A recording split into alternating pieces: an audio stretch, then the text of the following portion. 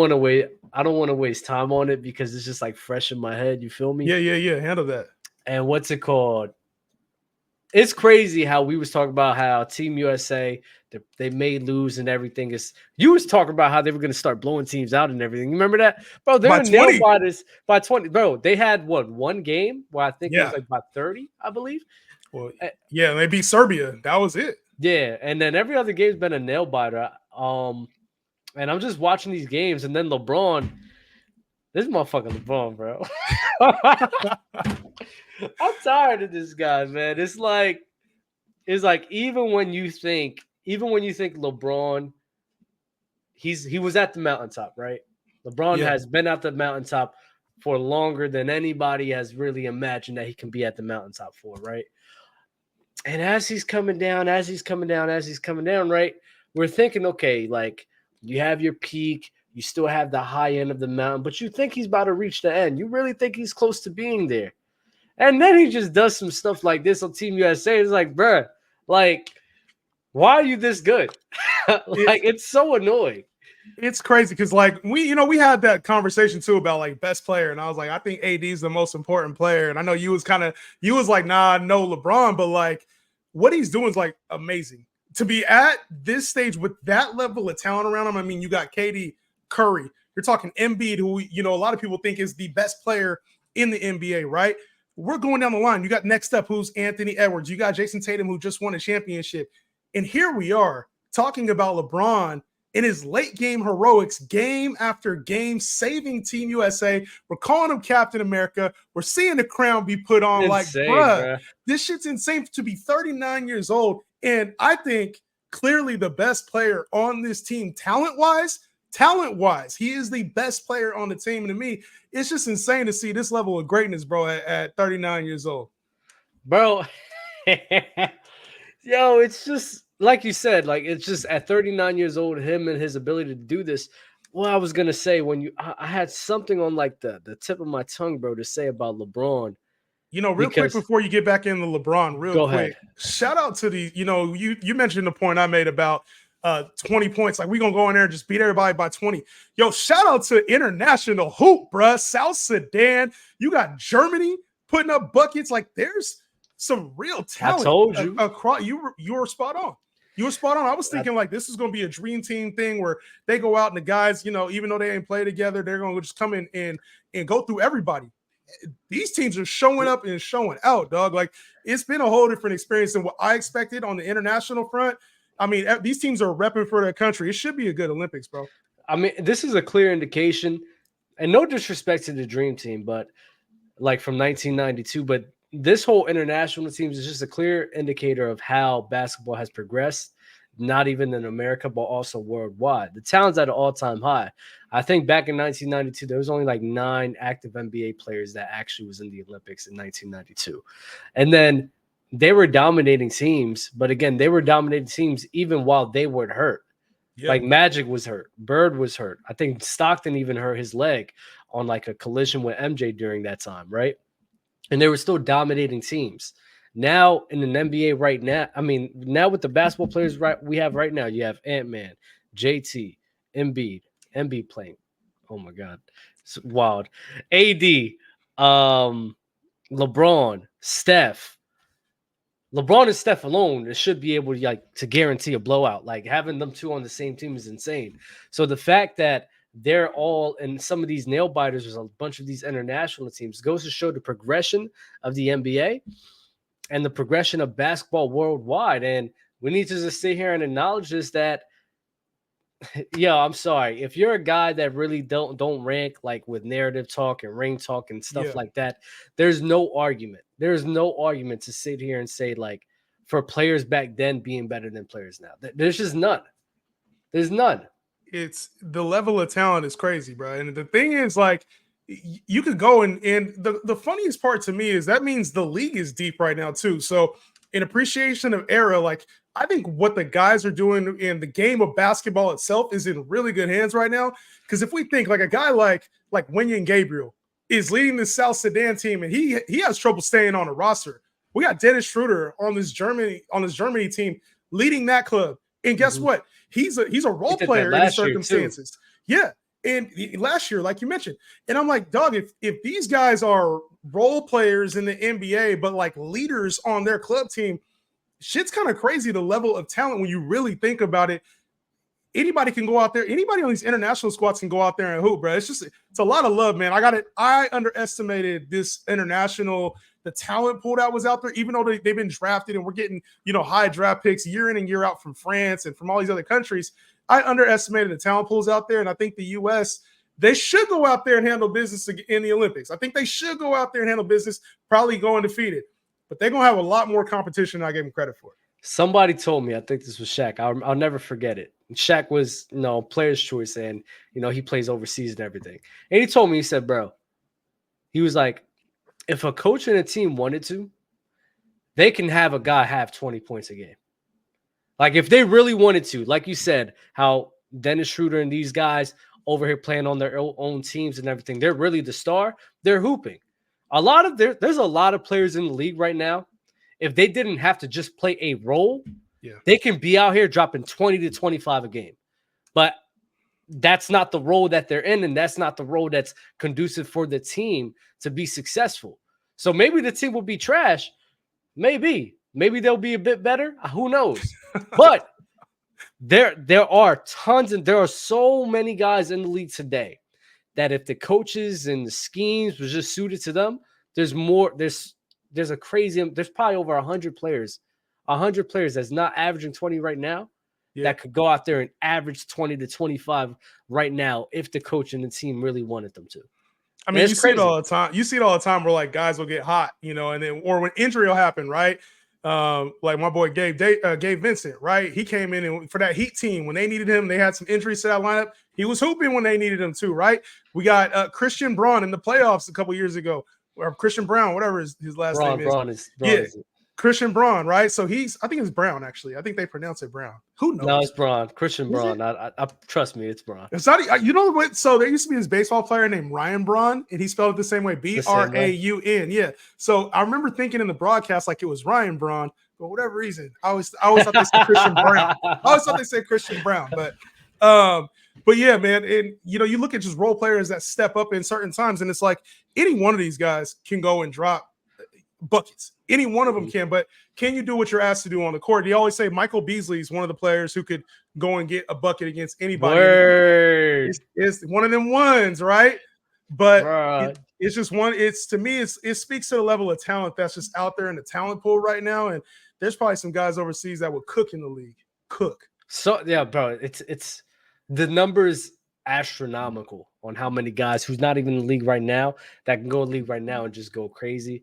Again, it's about politics, it's about role, it's about fit and trust. I mean, teams got to trust them. And if teams don't trust them, I mean, it's kind of hard for them to buy into that. You feel me? And then, with LeBron and Team USA doing this and everything, like I said, who knows who's going to win this? And that was my main point in the beginning. Everyone's saying Team USA this, Team USA that. I'm like, bro, I don't know. Again, this is one game eliminations, bro. We have seen how good these players can be on these teams. Canada's a tough team. I like Canada a lot. Bro. Oh my God. I think they have like 8 players that's in the NBA. It's like 10. I want to say 10 of their 12 players. Right? Yeah, they have hell of NBA talent, maybe 11. It might be all their guys are you got Dort coming off the bench on an Olympic team, bro. And Shea and Jamal Murray leading that thing, bro. Canada is stacked. Absolutely stacked. I think if there was a team that was like could go in there and win it, even though they lost by 20 to the US, I think Canada could like win the whole thing kind of sneakily. Yeah, I think so too. I think France is a sneaky team. Germany's always been good. But we also got to show love to what's his name? South Sudan. Bruh. I didn't even expect that. Shout out to Luol Deng, right? Love Luol Deng. I've always loved him when he played for Chicago, right? Luol Deng was just crazy. But yeah, they really, bro, can you believe they was down? Team USA was down that much to South Sudan? Anybody could get hot, and we have covered that over the last year. We've talked about that. Anybody can get hot, and anybody can get beat on the right day, right refs, right shot making. Yeah. And shout out to South Sudan, man. to be honest, we were a LeBron layup away from that thing being no, not even a LeBron layup away. There was a missed layup by Wenyen Gabriel at the very end that could have sealed the deal and would have been an L. So I'm looking at this Team USA, bro. And we talked about roles. It's like these guys are going to have to learn how to not be superstars. Some of them are going to have to learn how to not be superstars. And there was a lot of talk about should Jaylen Brown be on this team. For all the player that Jaylen Brown is and Finals MVP, congratulations to him. But I think Derek White was needed on this team. They needed somebody who could just play a role, because if they can't act together as a team, it's going to be tough for them to beat these other teams who play well together. And I think that's the key thing, is how does this team play well together? They're going to have to figure that shit out here. I'm not. Jaylen Brown always been a guy I think he could just play a perfect role. Like because to me, Jaylen Brown don't need the ball like that. You know, he can be a spot up guy. He works in transition. Great defender, right? So like, I don't think he has a hard time adjusting to that. Yeah, you used to be harder on Jaylen Brown. Are you starting to come around to the fact like maybe he could be like no. Again, role player. Yeah. Love him like that, you know. Role player, love him like that. I still don't believe in him like that. I'm not gonna lie to you. I mean, Boston definitely had tons of favorable matchups in the postseason this year with a great squad they had. Yeah. It's crazy. Like, bro, you won a ring where I guess we're gonna change topics here, but it's good. Like, bro, you won a ring here where, bro, I think every single team in the East got hurt. Yeah. Pacers got hurt. Bucks got hurt. Miami got hurt. Knicks got hurt.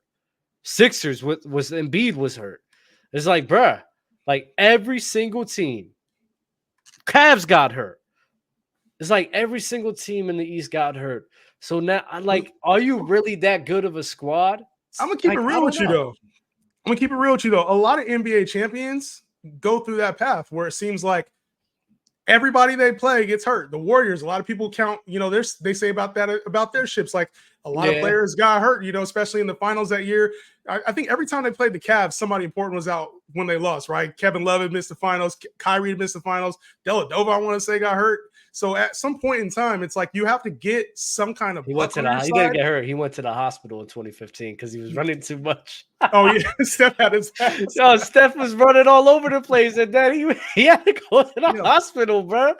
That's insane. You can't make that shit up. Steph be running miles in his game, but it's like I think when it comes to these teams, man, it's like you have to get some kind of lucky. And you know what? That might even be the case for this Team USA, man. They might have to just have luck on their side and some game-winning buckets and opportunities. But I think that Celtics team, same thing, man. Like, I'm not knocking them because they got the job done. And shit, if it was a different team that got it done, I'd be talking about the Celtics and how they didn't get it done. I get you with the point where injuries happen a lot. Milwaukee Bucks won because they got because a lot of teams was getting hurt. Yep.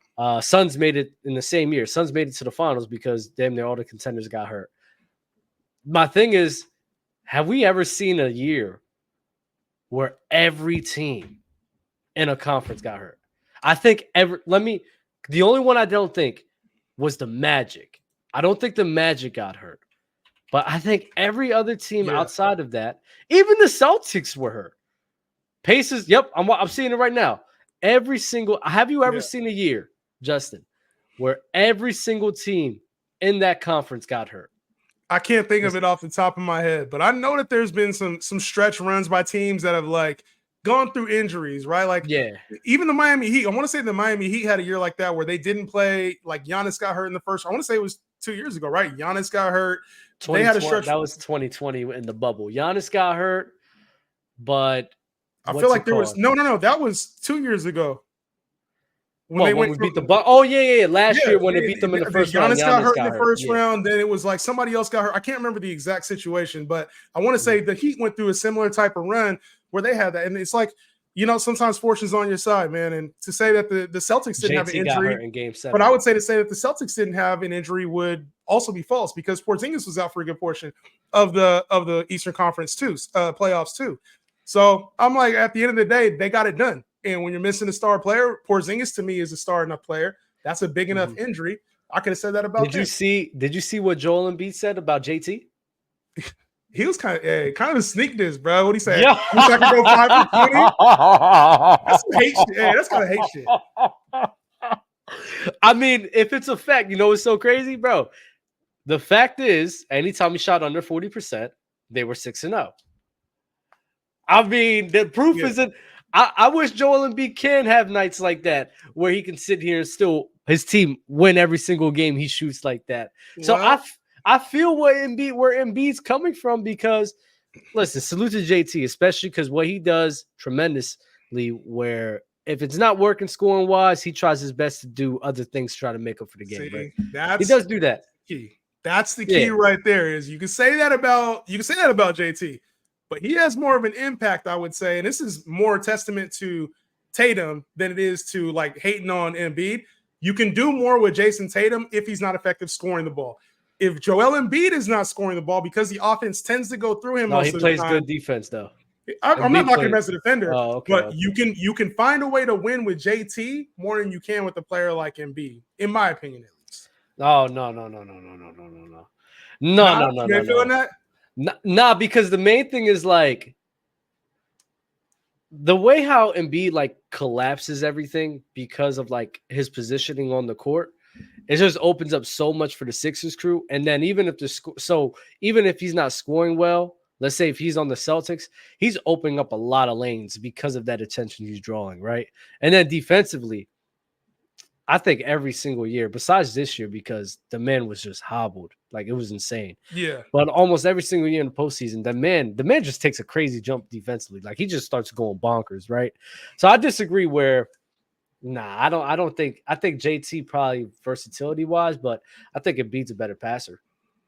So like I give him them that. affecting through the pass and everything like that. I mean, maybe it's a wash, but I'm giving Embiid because the attention that he draws is just insane. To the You ain't a fan of the Celtics team, bro. You don't like Tatum. You don't like Jaylen Brown. Who you like on the Celtics, bro? You don't Derek like White. Derek White. Oh, he a dog. When I went bald, that was my twin. I'm so serious. That was my twin. When he went bald. Yeah, when he went no. He went bald before me, then I went bald. And then that was really my twin. But I called him Derek Tate because anytime I watched him play, I swear it was Andrew Tate. Andrew Tate. I swear. Like it was Andrew Tate copy and pasted, bro. So he needed that though. Yeah, he needed that because he leveled up. Yeah, he leveled up. He needed that, bro. He needed that top. That top wasn't working, dog. Yeah, he became a top G. He became a top G with that little body on, bro. That man changed his whole aura. Hey, he changed his whole aura. Got to Team USA. They won a ring. That's the common denominator. KP didn't even play like that.